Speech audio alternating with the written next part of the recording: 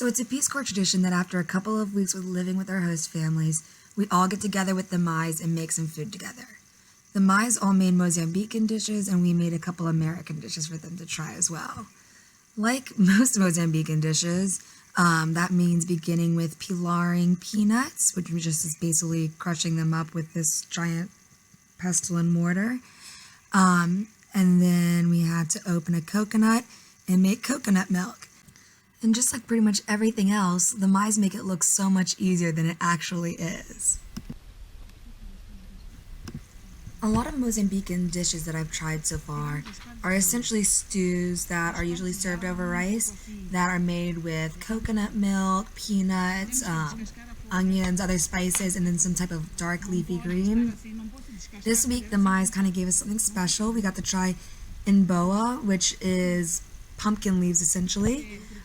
Before putting them into the stew, you had to cut them all up and remove the fibrous bits from the stems. It took a bit of time, but it was really cool to have the mães teach us how to do that.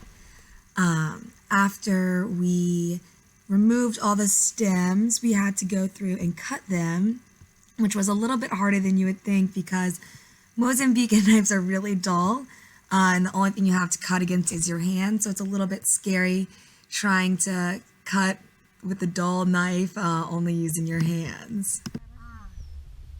So after that, it was time for the main event of the day, which was killing our chickens. It's kind of a Peace Corps rite of passage here to get to kill your own chicken, and I was pretty excited to do it. As you can see here, I had a lot of help from the mães and a couple of false starts, but I think I did pretty okay. My chicken did not have to suffer for too long.